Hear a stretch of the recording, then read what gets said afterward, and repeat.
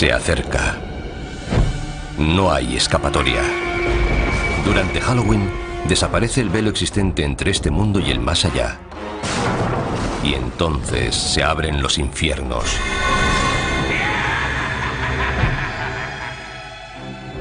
Las personas se asustan entre ellas desde que existe Halloween. Pero ¿cuánto tiempo hace de eso? ¿Cuál es su origen? ¿Y por qué nos disfrazamos y hacemos lámparas con calabazas? ¿Para satisfacer nuestros miedos más profundos? Revelar los secretos de Halloween significa descubrir cómo empezó hace miles de años. Así que cierren las puertas, pongan la luz en penumbra y no se asusten mientras escarbamos en la verdadera historia de Halloween.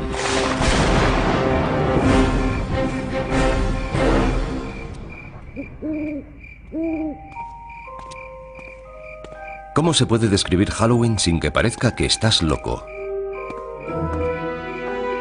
Niños disfrazados van de puerta en puerta y nos amenazan. Nosotros, como respuesta, les damos golosinas. ¿Pero por qué? ¿Por qué tallamos caras en frutos y encendemos dentro velas? ¿Y por qué adornamos nuestras casas con ataúdes y tumbas? Lo cierto es que disfrutamos pasando un miedo de muerte.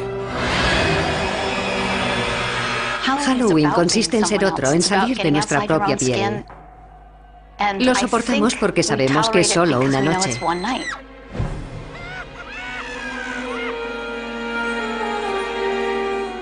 Este impulso de enfrentarnos a nuestros miedos sobre la vida y la muerte y hacer una diversión de ellos viene de antiguo, al igual que las entrañables tradiciones de Halloween.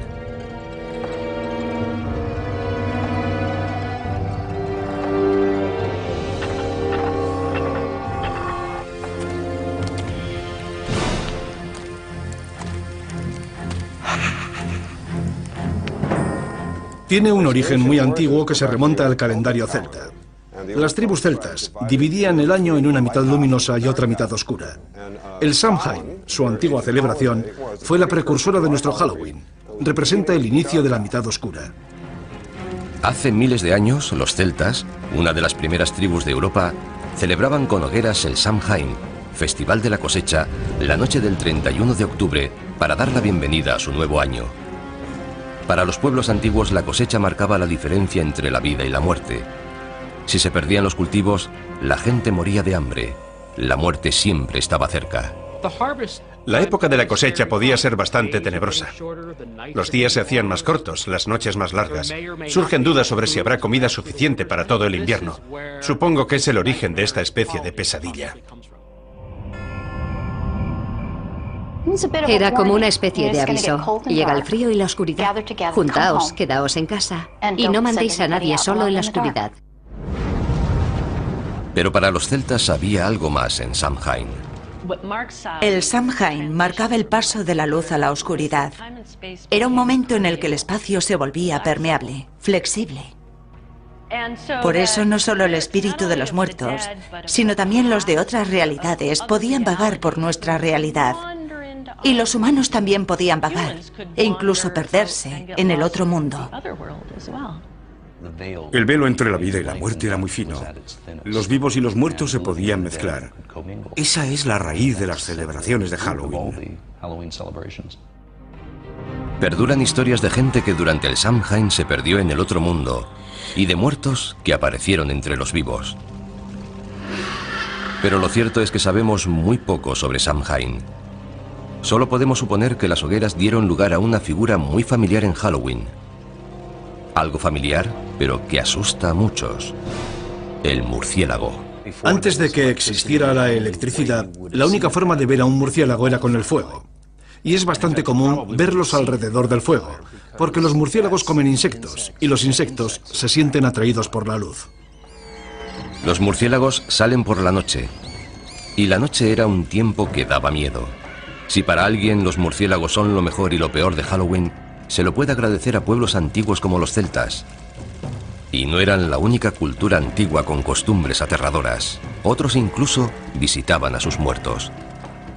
Muchas culturas dedican un día o un par de días a celebrar y reconocer la muerte.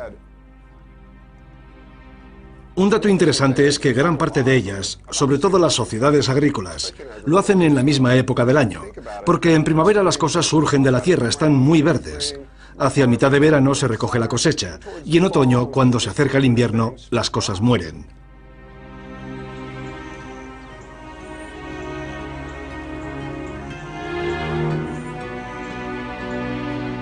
Pero ¿cómo han llegado hasta nuestros días esas tradiciones antiguas? En la cultura occidental fueron preservadas principalmente por los cristianos. En un curioso e inesperado giro de la historia, cuando el cristianismo se comenzó a extender, adoptó y readaptó las costumbres paganas en vez de intentar acabar con ellas. Eso facilitaba la conversión de los paganos. Un festival pagano clave que recibió el maquillaje cristiano fue Lemuria. En él, los celebrantes aplacaban a la muerte y culminaba el 13 de mayo. Era el más espeluznante de los días que tenía el calendario romano para celebrar la muerte. Durante Lemuria, lo que denominaban las larvas, los fantasmas de los fallecidos volvían para perseguir a la gente. Para acallar a los muertos, los paganos romanos echaban leche sobre sus tumbas o les ofrecían pastelitos. Pero en el siglo VI después de Cristo, la Iglesia adoptó Lemuria, convirtiendo el 13 de mayo en el Día de Todos los Santos, un día en honor de los muertos más sagrados de la cristiandad. Establecer esa fiesta fue un intento de cristianizar aquel festival pagano, pero se hizo manteniendo muchos de sus significados. La versión cristianizada de Lemuria tuvo tanto éxito que los líderes de la Iglesia tomaron la decisión de crear Halloween. Trasladaron el Día de Todos los Santos, o Hallows Day, al 1 de noviembre, para quitar toda la fuerza al Samhain pagano. Como Samhain se celebraba la noche del 31 de octubre, antes del Día de Todos los Santos, el 1 de noviembre, la gente comenzó a llamar a Samhain All Hallows Evening, la víspera a All Hallows Day. El término se fue acortando hasta convertirse en All Hallows Even y finalmente en Halloween. Luego, para jugar sobre seguro, la Iglesia dio un paso más, añadiendo una fiesta no solo en honor de los santos, sino de todos los cristianos. El 2 de noviembre se convirtió en el Día de los Difuntos, un día autorizado por la Iglesia en honor de los difuntos.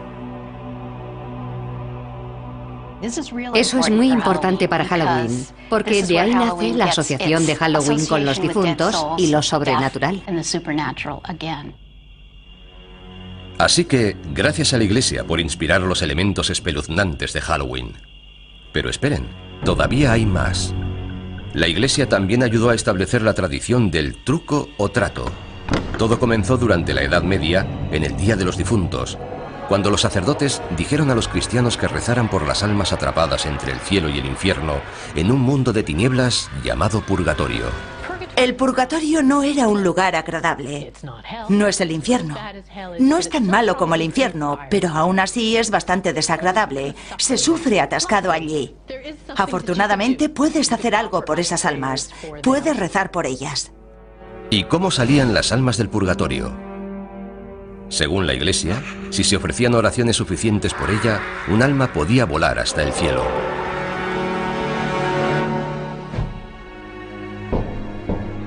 Esto condujo a una costumbre medieval que guarda mucha similitud con el truco o trato actual.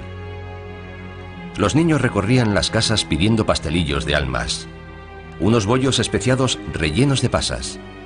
A cambio de esas delicias, los mendigos ofrecían oraciones por las almas atrapadas en el purgatorio.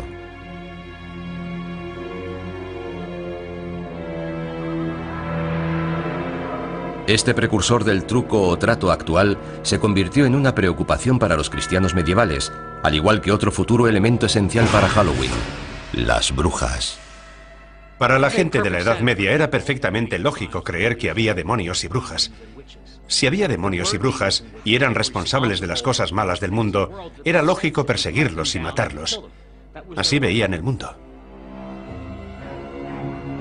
El pánico a las brujas del siglo XVI contribuyó a establecer el aspecto del personaje que para muchos personifica Halloween. Casi siempre mujeres, las brujas eran consideradas aliadas de Satán. Seguramente eran curanderas que tenían remedios y ritos transmitidos oralmente de generación en generación. En algún momento, por alguna razón, comenzaron a resultar sospechosas para la gente religiosa que las rodeaba. Y muchos de los símbolos asociados con estas mujeres, que seguramente vivían solas, y por supuesto es probable que fueran excéntricas, se acabaron relacionando con las brujas.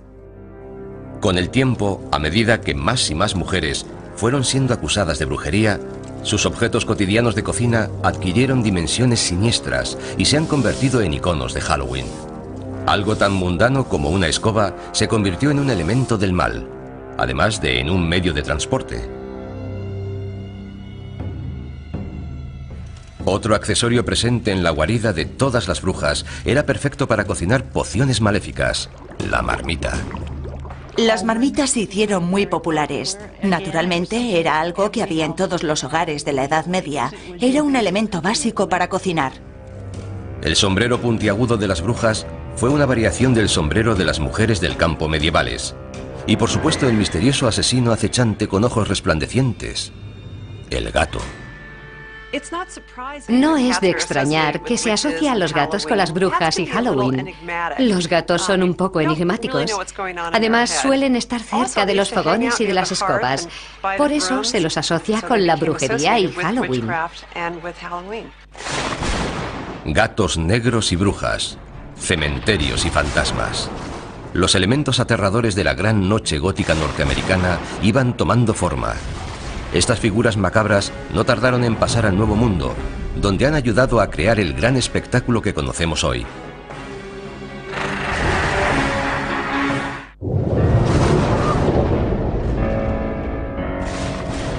Hogueras, adoración a los muertos, mendigar pastelillos. Los elementos del Halloween actual acosaban a Europa a finales del siglo XVII. Pero todavía no se habían unido formando una aterradora fiesta laica. La historia comenzó a consolidarlos y a dar vida a una extraña celebración de la muerte. La muerte es la base de esta fiesta. Tanto si se trata de la amenaza de la muerte, si hay una mala cosecha, el fin de una era y el comienzo de una nueva. Esta idea del ciclo sin fin de la vida y la muerte, de la renovación, forma parte de muchas celebraciones, no solo de Halloween. Este periodo vio la influencia constante de uno de los elementos más coloristas de Halloween: la máscara. Con frecuencia aparecía asociada a otra tradición de Halloween: la destrucción. Los pendencieros mendigos de la Noche de Todos los Santos consumían también buenas dosis de alcohol, y las peticiones de comida y bebida se fueron haciendo más amenazadoras. Las máscaras ayudaban a ocultar la identidad. Los límites entre la vida y la muerte, y entre las normas sociales y la anarquía, se desdibujaban cuando el día se hacía noche en All Hallows Eve. En Inglaterra derivó en costumbres especiales que incluían disfrazarse e ir de casa en casa haciendo representaciones cortas. Al final de las actuaciones eran recompensados con comida y a veces dinero. ¿Se trataba de truco o trato? No exactamente, pero había cierta semejanza. En el siglo XVII, en Inglaterra, muchas de esas costumbres sobrevivieron solo en las zonas rurales, pero aparecían pronto en las calles de las ciudades gracias a un terrorista procatólico llamado Guy Fawkes.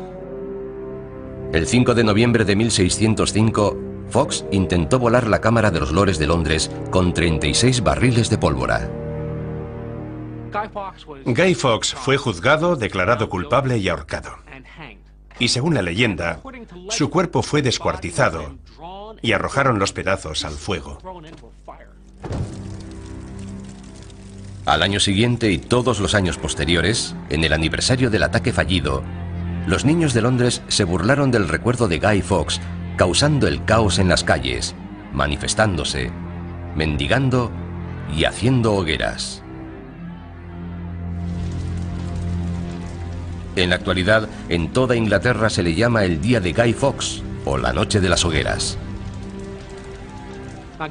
El día de Guy Fawkes es el 5 de noviembre, una fecha muy próxima a Halloween. Así que mucha de la energía que se ponía en Halloween se comenzó a trasladar al día de Guy Fawkes. Aunque todavía no se trataba de nuestro Halloween, tenía todos los elementos, niños y adultos aprovechándose de la oscuridad de la noche y divirtiéndose. Pero ¿podría esta forma pagana de celebración cruzar el Atlántico y perturbar el santuario del Nuevo Mundo? No, si los colonos puritanos lo podían impedir. La visión del mundo de los puritanos se basaba en gran parte en la Biblia. Y en la Biblia, además de Dios, aparecen demonios, ángeles, toda una colección de seres sobrenaturales. Ellos se enfocaron en las fuerzas del mal. Para los puritanos de Nueva Inglaterra, lo sobrenatural era una fuerza oscura y amenazadora, no la superstición inofensiva que inspiraba una fiesta. Pese a sus esfuerzos por acabar con la tradición de Halloween antes de que arraigara, un par de celebraciones del día de Guy Fawkes llegaron hasta la costa de América. Otros colonos toleraban e incluso adoptaban las tradiciones que los puritanos consideraban como una amenaza. Se había plantado la semilla de una celebración que se convertiría en el Halloween norteamericano. Se encuentran retazos aquí y allá de gente celebrando fiestas de disfraces o algo similar. Pero es difícil señalar algo a lo que de verdad se pueda llamar Halloween. Por ejemplo, hay una descripción de 1883 de un Halloween. No trataba de una fiesta, sino de una pequeña reunión alrededor del fuego donde se contaban historias de fantasmas. Algo más espeluznante. La imagen de un espíritu o fantasma se iba a unir a los esqueletos y las brujas en una danza macabra de Halloween. A mediados del siglo XIX, Norteamérica se preparaba para una celebración mucho más oscura. Al cabo de 4 largos años, la Guerra Civil acabó en 1865 con más de 500.000 de muertos. La guerra civil dejó atrás tal cantidad de cadáveres sin identificar que este país estaba obsesionado con la muerte. La mayoría de los soldados murieron en lugares desconocidos. Nadie sabía qué les había pasado. Así que había un sentimiento muy profundo de puede que vuelvan, quizá no estén muertos. Es perfectamente lógico que la gente contara historias de fantasmas. Las primeras historias de fantasmas de Halloween eran sobre gente que volvía a casa. Es la época en la que empezó de verdad la historia del Halloween norteamericano. Después de la Guerra Civil, cuando los inmigrantes escoceses e irlandeses trajeron con ellos sus costumbres rurales del Halloween del Viejo Mundo, colaboraron a que se fijaran más las tradiciones del Halloween norteamericano. Para los escoceses era una noche que daba miedo. Hasta muy tarde se siguió hablando del coco en Halloween. El coco, una especie de fantasma amorfo, molesto, que acosaba a los niños escondido bajo las camas, llamando a las ventanas o acechando desde puertas y torniquetes. Se creía que había cocos de muchos tipos, lo que significaba que la noche de Halloween, al cruzar cualquier puerta, podía haber algo esperándote. El símbolo más conocido de Halloween, las calabazas farol o jack-o'-lantern, también empezó como una tradición europea, pero el prototipo no se tallaba en una calabaza. Hay una leyenda importante acerca de un personaje llamado Jack O'Lantern. Jack era un follonero. Era tan malo que consiguió incluso que lo echaran del infierno, que no es fácil de conseguir. Pero el demonio sintió pena por él, así que sacó un ascua del fuego del infierno y se la dio a Jack. Jack cogió el ascua, la colocó dentro de un nabo vaciado y se fue por el mundo. Esa es la leyenda de Jack O'Lantern. Siguiendo una vieja costumbre europea, los niños tallan sus propias jack-o'-lanterns en nabos y las iluminan con velas. La primera referencia que tenemos en los Estados Unidos de la jack-o'-lantern pertenece a Nathaniel Hawthorne, el autor de Cuentos 2 veces contados. Habla de alguien con un abrigo raído, lleno de agujeros, que cuando se exponía a la luz brillaba como una jack-o'-lantern. Los norteamericanos mejoraron la tradición de la jack-o'-lantern. Cambiaron el duro nabo del Viejo Mundo por una calabaza grande y redonda, y apareció el sello de identidad de Halloween. Durante la Guerra Civil, las posibilidades expresivas de tallar las calabazas eran muy conocidas. La fantasmagórica calavera reducida que era el nabo en el Viejo Mundo había dado origen a algo más impresionante. Por lo general, las calabazas se cosechan hacia Halloween, y los niños se dieron cuenta de que la Jack-o'-lantern podía ser la mejor arma de un bromista la noche de Halloween. Los niños se dieron cuenta de que podían hacer algo fantástico. Podían coger una calabaza, vaciarla y colocar dentro una vela. Luego podían coger la calabaza, colocarla sobre un palo, poner una sábana alrededor e ir por ahí con ella. La podían colocar delante de una ventana y era una imagen aterradora. Las Jack-o'-lanterns se convirtieron rápidamente en la cara de Halloween, y los inmigrantes escoceses e irlandeses también trajeron con ellos el Halloween más bullicioso y bromista. En la noche de Halloween, a finales del siglo XX, había un mundo oscuro de problemas esperando a los muchachos norteamericanos.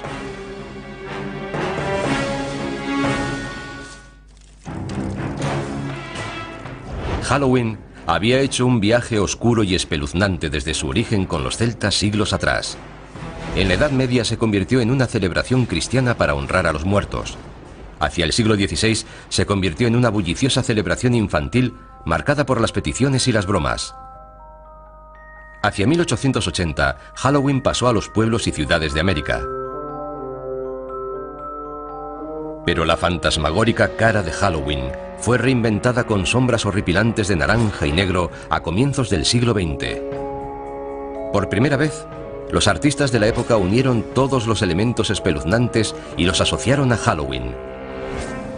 Esqueletos, telas de araña, calabazas y murciélagos establecieron el aspecto de Halloween que ahora conocemos. Entre esas imágenes están los fantasmas con sábana blanca. La sábana que llevan los fantasmas tiene su origen en la mortaja, la tela con que tradicionalmente se envolvía a los cadáveres antes de enterrarlos. ¿Y las Jack-o'-lanterns? La gran sonrisa recuerda el rictus de la cara del muerto, igual que la nariz triangular. Aunque se considere como algo divertido, la muerte sigue estando presente en esta imaginería. Los demonios con cuernos provienen de la descripción medieval de Satán. ¿Y las brujas? De la histérica caza de brujas que barrió Europa y la América puritana. Las brujas se hicieron muy populares en la primera mitad del siglo XX, por eso se relacionaron de forma natural con Halloween. Pero hubo un cambio en nuestra forma de percibir a las brujas. Las brujas del siglo XIX eran viejas, tenían la nariz grande y verrugas. Las brujas del siglo XX son más atractivas, lo que hace que Halloween, además de dar miedo, resulte un poco travieso. Halloween, además de vestir los viejos disfraces con disfraces nuevos, también iba creando nuevas tradiciones y bastante malas. ¿Se estaba saliendo de cauce Halloween a principios del siglo XX? Para desgracia de las autoridades y propietarios, la respuesta era sí. Se hacía cualquier tipo de travesuras imaginables. En aquella época la gente tenía carros. Los chicos mayores intentaban colocar el carro en la punta del almiar. Entre media docena de chicos empujaban para colocar el carro encima del almiar. Era muy divertido. No hacíamos nada realmente destructivo. Simples bromas. Pero otros realizaban bromas más destructivas. Las gamberradas, cometidas generalmente por adolescentes, acosaban ciudades como Chicago o Filadelfia. En la década de 1920, Halloween entró en crisis en Norteamérica. Las bromas de Halloween se habían ido de las manos. Las bromas destructivas iban más allá de aplastar calabazas. Los chicos colocaban pastillas de jabón en los carriles de los tranvías para que descarrilaran, y la gente resultaba herida. Quitaban los peldaños de la entrada de las casas, de modo que cuando la gente salía se caía y se hacía daño. Provocaban incendios, tiraban piedras contra las ventanas. Cosas realmente destructivas. En las comunidades rurales, los bromistas desmontaban carromatos y los volvían a ensamblar en los tejados. Quitaban las puertas de los cercados de las granjas para que los animales pudieran escapar. Esta broma era tan popular en algunos sitios que la noche anterior a Halloween se llamaba Noche de la Puerta. En otras ciudades se llamaba Noche Traviesa e incluso Noche Infernal. Las bromas de Halloween durante la Gran Depresión puede que fueran, en parte, producto de la desesperación de la época, una excusa para crear problemas. Pero ya había problemas suficientes por todas partes. Algunas comunidades no tenían dinero para alimentos y mucho menos para reparar los efectos de la destrucción. El Halloween de 1933 fue calificado como Halloween negro por muchos periódicos debido a la destrucción que hubo en las ciudades. Los chicos ya no hacían tonterías inocentes. Ahora rompían bombillas de las farolas, incendiaban edificios, rompían las ventanillas de los coches. Si Halloween quería perdurar, tenía que cambiar. Los colegios, los departamentos de policía y otras asociaciones civiles promovieron de manera muy activa la idea de apaciguar Halloween. También empezaron a organizar todo tipo de actividades para entretener a los chicos. Fiestas por la ciudad, concursos de disfraces, juegos, todo lo que se les ocurría para que la gente dejara de hacer gamberradas. Las empresas de artículos para fiestas, Denison y Beisel, ayudaron en los esfuerzos cívicos. Denison publicó una serie de guías de Halloween llamadas Libros de Duendes, que indicaban formas para transformar Halloween de una noche de gamberradas en una noche de fiesta. Denison fue una de las primeras empresas en darse cuenta de que se podía ganar dinero con Halloween. Comenzaron a poner a la venta su material para Halloween en tiendas de toda Norteamérica. También fabricaban máscaras y disfraces de papel. Ese fue el principio. Fue la primera vez que se fabricaban y comercializaban disfraces confeccionados específicamente para Halloween. Antes de eso, los disfraces siempre se habían hecho en casa. Cuando era niño no había disfraces de Halloween, como los que se llevan ahora. Ibas con mono, con vaqueros o con ropa desaliñada. Pero no ibas a la tienda a comprar un disfraz para Halloween. Simplemente ibas un poco llamativo. Los disfraces de papel eran elegantes y mejores que los hechos en casa, pero tenían sus inconvenientes. Por desgracia, mucho de aquel papel era inflamable. Me sorprendió la cantidad de notas de periódicos que encontré sobre disfraces que habían ardido. Al poco tiempo, otros fabricantes que se querían introducir en el mercado infantil de disfraces para Halloween comenzaron a hacer disfraces más duraderos. Los primeros disfraces confeccionados de Sears aparecieron hacia 1930 y ya no pararon. Los disfraces se inspiraban en los personajes de la radio y los tebeos.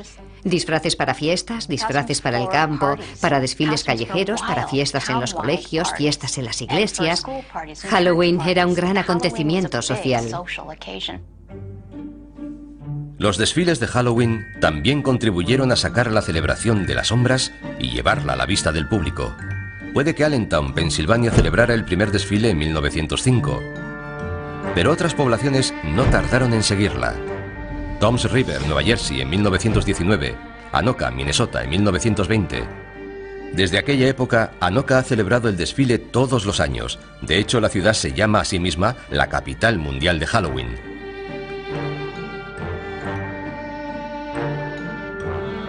Todos estos esfuerzos por calmar Halloween funcionaron hasta cierto punto. Pero lo que de verdad necesitaba Halloween era una tradición completamente nueva. Y no tardaría en aparecer una, pero la nueva tradición no sería más que una variación de una costumbre muy antigua de Halloween.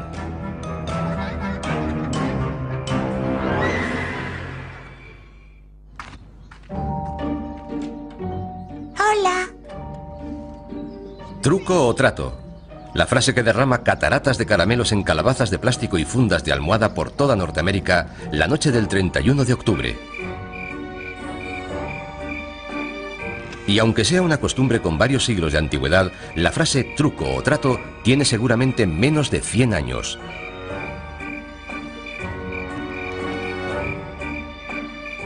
Truco o trato es algo muy nuevo. La gente cree que truco o trato tiene siglos, pero no es así. La frase seguramente tiene unos 80 años de antigüedad. La expresión proviene de una broma muy extendida y destructiva que se realizaba en Norteamérica en el siglo XX. En algún momento alguien tuvo la brillante idea de comprar a los gamberros. Los dueños de las casas sobornaban a los niños alborotadores con delicias hechas en casa, treats, como palomitas de maíz y manzanas de caramelo, para evitar las gamberradas, tricks. En 1939, la costumbre y la frase apareció escrita en la prensa. Doris Hudson Moss publicó un artículo en la revista American Home hablando del éxito que había tenido en Halloween abriendo la casa a los chavales del vecindario. Les dio golosinas y no sufrió gamberradas. Funcionó. Con la nueva costumbre llegaron nuevas delicias, no tan caseras como las bolas dulces de palomitas. Los niños empezaron a recibir golosinas compradas en las tiendas, como barritas Mars, Ritz Cups y chocolate Hershey. Las golosinas acabaron finalmente con el Halloween alborotador, y había llegado el momento de reinventar Halloween para conquistar Hollywood.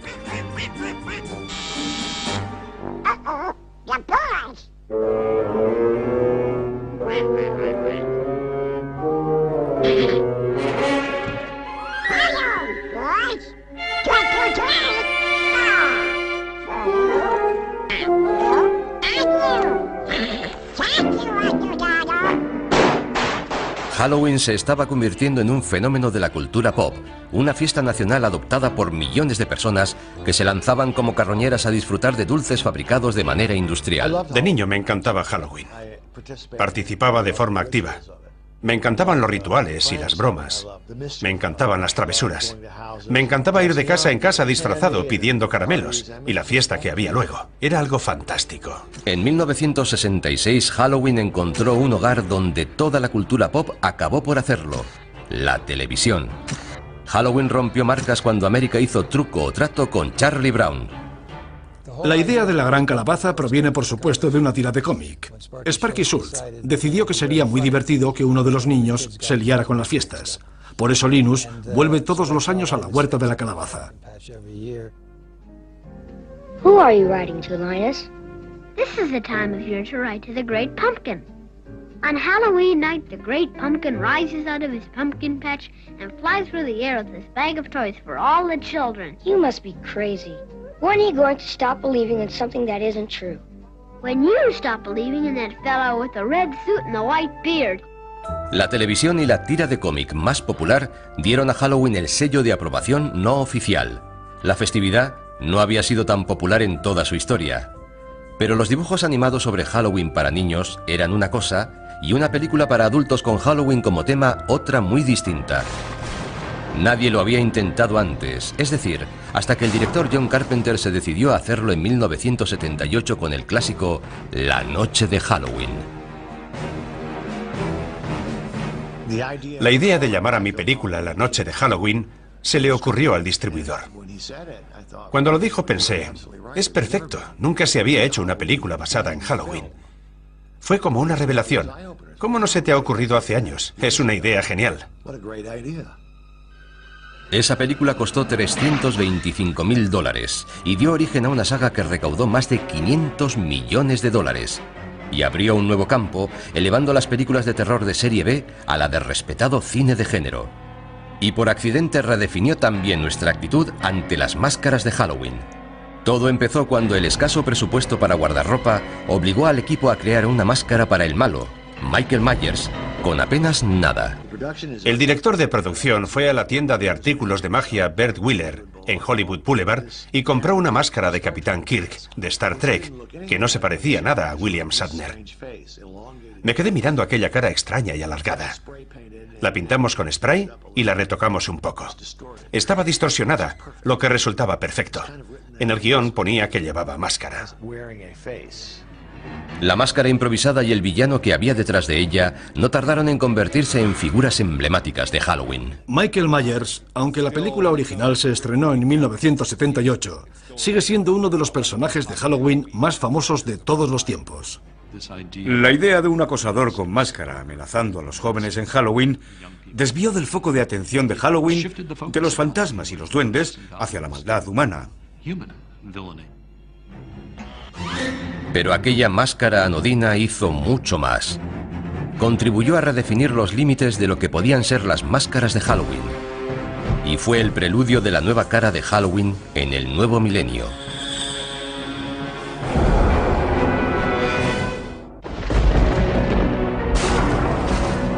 Durante cientos de años, las máscaras y las vestimentas han sido la forma de disfrazarse de los asistentes a las fiestas. Ahora se han convertido en un negocio que mueve millones. Una tienda dedicada a Halloween en Burbank, California, Halloween Town. Se ha hecho tan famosa que abre 12 meses al año para satisfacer las necesidades de disfraces de sus clientes. Teníamos este negocio desde hacía 10 años y queríamos que fuera algo especial. Así que decidimos abrir todo el año, tener una tienda permanente decorada de forma aterradora. Pone a la gente de humor para comprar en Halloween. Hay material para Halloween por toda la tienda, pero el corazón del negocio de Halloween Town son las máscaras. Tenemos decenas de máscaras, tenemos los mejores zombies, los mejores payasos.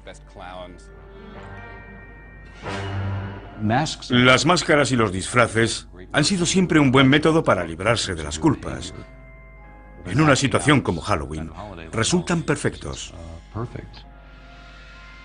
De niño me encantaban las caretas, pero por lo general, en la tienda local, solo encontrabas plástico de mala calidad, máscaras endebles que perdían la forma. A medida que ha ido pasando el tiempo, ha evolucionado en una forma de arte y se dedica mucho tiempo a modelarlas y pintarlas. Se ha llegado al punto en que puedes conseguir una máscara cara de calidad que rivaliza con las de las películas. Y Wayne Todd entiende de esto. Es artista de efectos especiales en grandes películas. Tenemos muchos clientes que quieren máscaras caras, de calidad, y nos esforzamos en satisfacerlos. Tenemos disfraces de gama alta, chaquetas elegantes y todo tipo de accesorios que no puedes encontrar en otra parte. Intentamos que sea lo que busques, lo puedas encontrar aquí.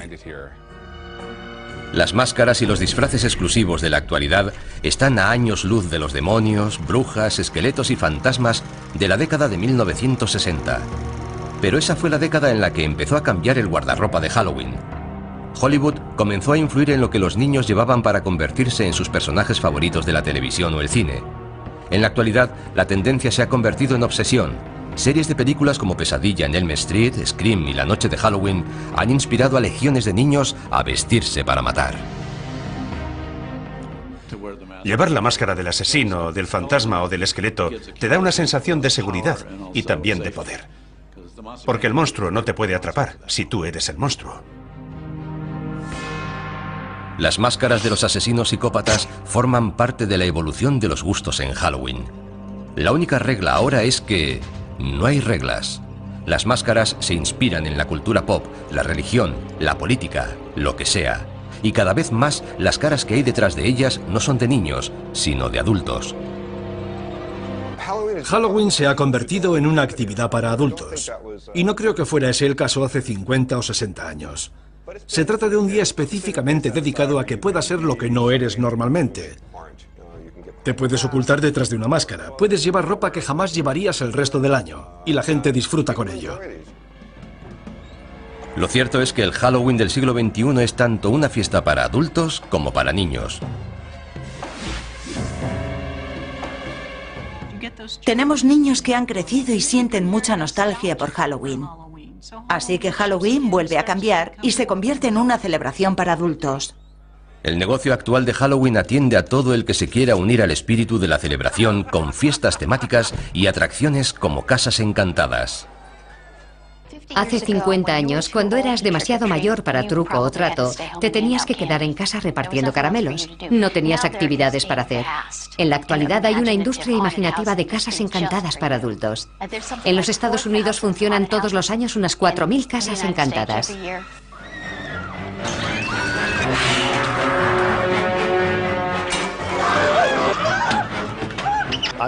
Adoro las casas encantadas, me fascinan. De niño, en cambio, me aterrorizaban. Pero las casas encantadas no son el único lugar en el que se puede encontrar adultos en Halloween. En lugares como el desfile de Halloween de Greenwich Village de Nueva York o el carnaval de Halloween de West Hollywood, la fiesta se introduce en el lado salvaje y pícaro. Por supuesto, el desfile gay de Halloween es un gran acontecimiento en San Francisco, en Los Ángeles y, por supuesto, una parte importante de la celebración de Nueva York. Pero la idea fundamental es poner el mundo patas arriba y ser quien no eres, o ser quien te gustaría ser. Se trata otra vez de la voluble obsesión norteamericana de la autotransformación. Creo que eso es lo que de verdad da vida a Halloween en Norteamérica. Este Halloween sexualmente liberado a veces cruza la línea a adultos y solo para adultos. Si observas los disfraces que se venden en la actualidad para adultos, los disfraces para mujeres parecen disfraces de prostituta. La enfermera sexy, la criada sexy, la sexy lo que sea. Ahora, los adultos están yendo un paso más allá. Se aprovisionan de golosinas hechas especialmente para Halloween y acompañan a sus hijos de puerta en puerta la noche de Halloween. Los que se dedicaban al truco o trato en los 70 y los 80 aprovechan la oportunidad de revivir el Halloween de su infancia y se disfrazan por completo, supuestamente para vigilar a sus hijos. Halloween ha asustado a los niños durante años y ahora asusta también a los padres. Les da miedo mandar a sus hijos sin supervisión a un mundo hostil lleno de caramelos envenenados y manzanas con cuchillas de afeitar. Pero no deberían tener miedo. He crecido oyendo hablar de manzanas con cuchillas de afeitar. Está claro que se trata de una leyenda contemporánea, de una leyenda urbana. Existe una gran preocupación social al decir a los niños que acepten caramelos de desconocidos. Así que han surgido muchas historias sobre cuchillas en manzanas de caramelo, etc. Todos los años los padres se preocupan mucho por ello. ¿Han existido alguna vez manzanas de caramelo con cuchillas? Creo que en un par de ocasiones. Pero por supuesto habría que preguntar qué fue primero, la historia o el suceso. Cuchillas en manzanas, calabazas, pasteles de almas. Entre ellos han conformado la leyenda, la sensación de Halloween que percibimos. El Halloween actual tiene muchas máscaras. Es un día para que los adultos exploren un poco más sus fronteras. Muchas mujeres quieren tener un lado sexy y solo lo manifiestan en Halloween. Quizá deberían hacerlo con más frecuencia. Pero Halloween sigue estando dominado por los niños. Cuando eres niño, tienes una noche al año en la que mandas. Te tienes que disfrazar, tienes que ser algo que no eres normalmente, e incluso te pagan por el placer de hacerlo. Es una fiesta asombrosa. A Halloween no le gusta que le amansen su energía. Su aspecto rebelde surge siempre por algún lado.